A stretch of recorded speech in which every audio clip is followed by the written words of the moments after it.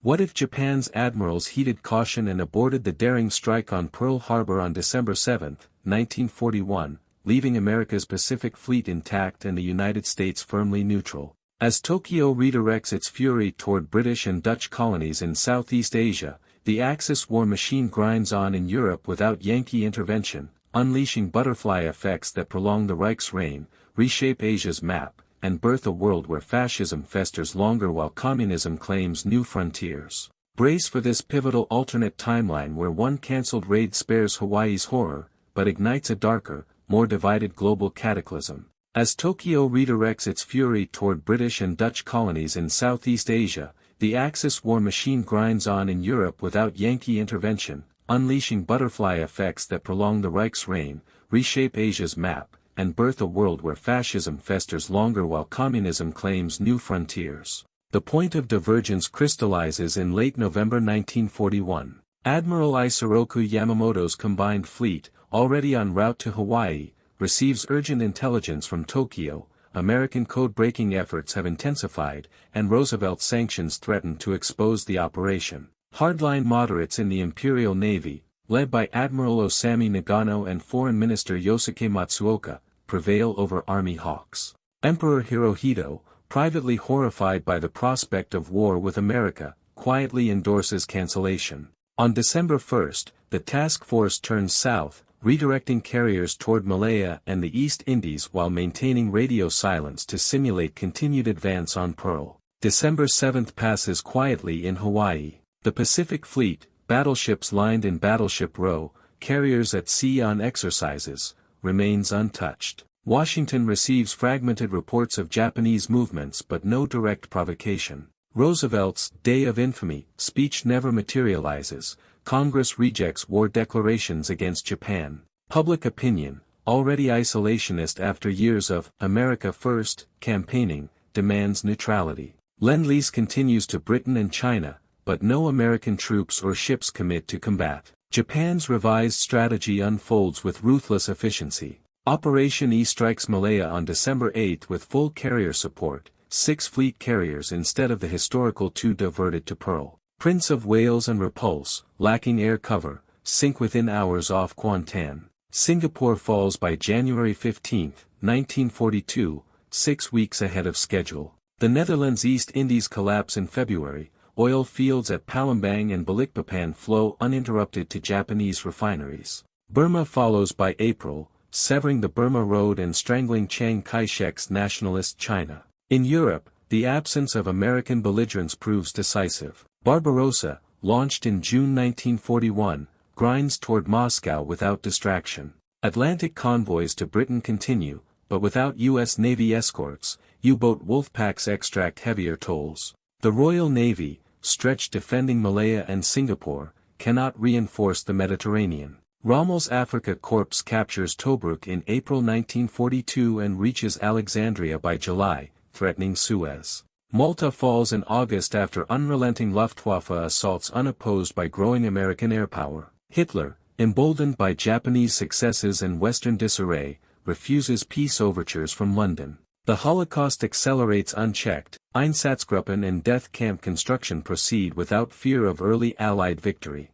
Stalin, facing total collapse by winter 1942, relocates industry beyond the Urals but loses Ukraine's grain and Donbass coal. Moscow falls in October 1942, Leningrad surrenders after a shortened siege. A puppet Russian state under Andrei Vlasov emerges east of the Volga. Britain stands alone. Churchill's government survives no confidence votes narrowly, but war weariness mounts. Without American troops or bombers, strategic bombing remains pinpricks. U-boats strangle imports, rationing reaches starvation levels by 1943. India erupts in full-scale revolt as Subhas Chandra Bose's INA links with Japanese forces in Assam. By 1944, the Axis dominates. Japan consolidates its co-prosperity sphere from Burma to Java. Germany digests European conquests, extracting resources for Wunderwaffen programs. The United States, prosperous in isolation, sells oil and scrap to both sides while building the atomic bomb in secret. Yet Roosevelt's death in April 1945 leaves isolationist successors unwilling to intervene.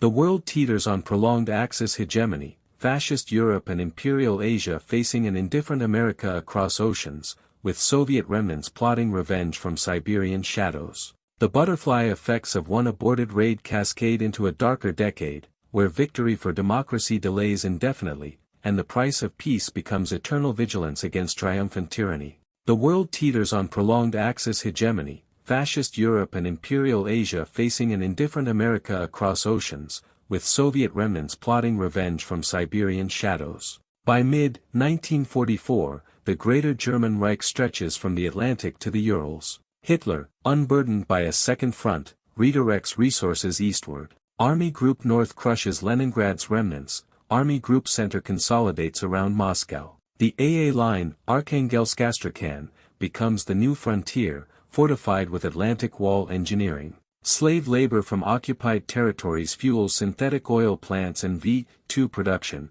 Jet-powered Mi-262 fighters enter squadron service by late 1944, sweeping Allied reconnaissance from Russian skies. Japan's empire reaches its zenith. With no American carrier threat, the combined fleet enforces sea lanes from Singapore to the Solomons. Thailand aligns fully, Vichy Indochina cedes bases. Australian outposts in New Guinea fall in 1944, Darwin endures sporadic carrier raids. Subhas Chandra Bose's Indian National Army, bolstered by Japanese divisions, captures Delhi in spring 1945, proclaiming the Azad Hind government. Britain retains Ceylon and coastal enclaves but loses effective control over the subcontinent. The Holocaust reaches industrialized peak. Without fear of imminent defeat, Auschwitz-Birkenau, Treblinka, and Sobibor expand capacity. Einsatzgruppen complete cleansing operations in the east. Estimates reach 10 to 12 million victims by war's effective end,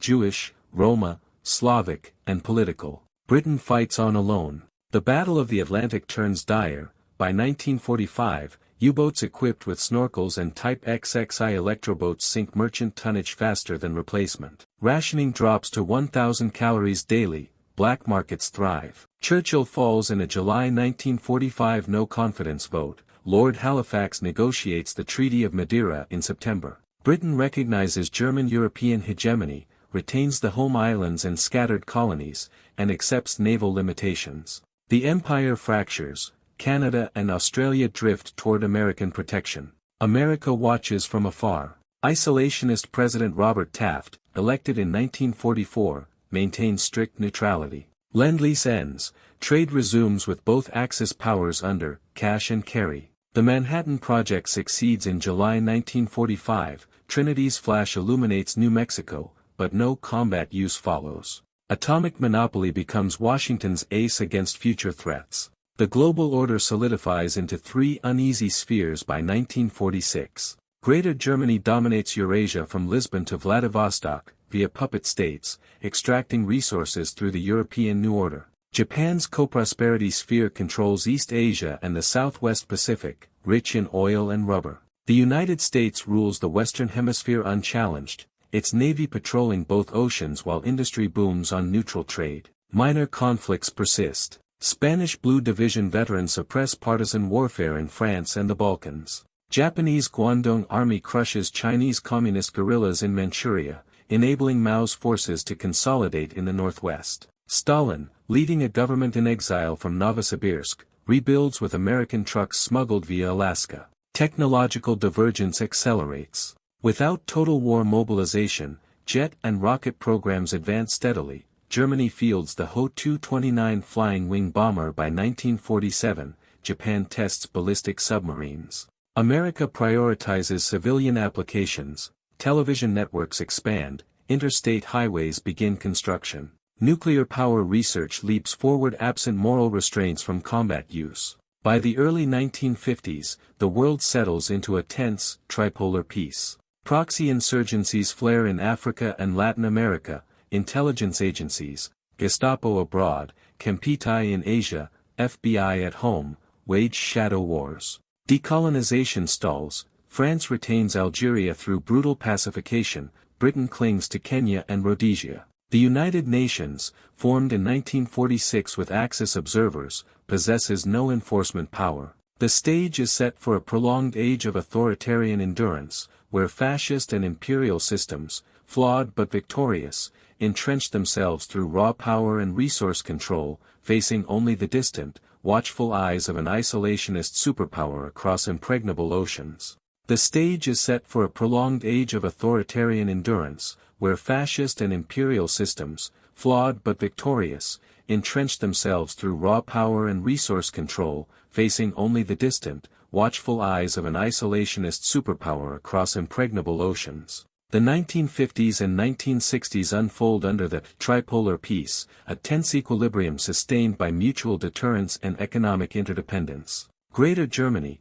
styled as the European New Order, implements a technocratic corporatism. SS remnants evolve into an internal security apparatus, while Gauleiters manage regional economies. Living standards rise for Aryan populations through exploited Eastern labor, synthetic fuels and Autobahn networks symbolize progress. Italy and Spain align as junior partners, their fascist regimes modernizing under German capital. Vichy France retains nominal independence, administering North Africa with brutal efficiency. Japan's co-prosperity sphere mirrors this model in Asia. Manchukuo industrializes rapidly, Korea and Taiwan become showcase colonies. Occupied China fragments into warlord states under Japanese oversight, with Wang Jingwei's Nanjing regime as puppet facade. Resource extraction, Indonesian oil, Malayan tin, Burmese rice, fuels a consumer boom in the home islands. Cultural assimilation policies intensify, Shinto shrines. Southeast Asia, while local elites adopt Japanese education. The United States thrives in splendid isolation. Post-war prosperity explodes, no war debts, no European reconstruction burdens. The GI Bill equivalent swells universities, suburbs sprawl across new highways. Hollywood dominates global cinema, exporting American individualism to dissatisfied youth in Axis territories. Civil rights advance gradually, Brown vs. Board in 1954, Voting Rights Act in 1965, uncomplicated by wartime unity rhetoric. Social consequences diverge profoundly. Without total war mobilization, women's workforce participation peaks lower, suffrage movements in occupied Europe stall under patriarchal regimes. Eugenics policies persist openly in Germany and Japan, sterilizations continuing into the 1960s. Anti-Semitism institutionalizes as state policy, Jewish remnants confined to reserved districts or emigrated under duress. Global Jewish population stabilizes at perhaps 8 million, concentrated in America and Palestine, now a tense British mandate swollen with refugees. Colonialism endures. France crushes Algerian revolt in 1958 with napalm and relocation camps, Britain retains Kenya and Rhodesia through white settler dominance. Portuguese Africa remains unbroken. Decolonization trickles, Indonesia gains nominal independence in 1955 under pro-Japanese Suharto, India fragments into princely states and republics loosely aligned with Tokyo or Washington. African independence delays until the 1970s, often violent and proxy-fueled. Technology advances unevenly. German rocketry, led by von Braun unhindered by defeat, achieves orbital flight in 1958, a manned lunar landing follows in 1964, broadcast as proof of Aryan superiority. Japan fields advanced submarines and early computers for resource management. America, complacent in monopoly, lags in space but leads in television and transistors. Nuclear weapons proliferate slowly, Germany tests in 1955, Japan in 1962, establishing deterrence without arms races. Culturally, authoritarian conformity dominates Axis spheres. Youth organizations indoctrinate millions, art glorifies state and emperor. Dissent channels underground, samizdat in Berlin cafes, forbidden jazz in Tokyo speakeasies. America exports counterculture, rock and roll smuggled on Voice of America broadcasts inspires rebellion. Environmental degradation accelerates, Ruhr pollution, Sumatran deforestation, unchecked by weak international norms. By the 1970s, cracks appear. Resource depletion strains Japanese imports, German youth question Lebensraum's human cost. American economic pressure, embargoes on strategic materials,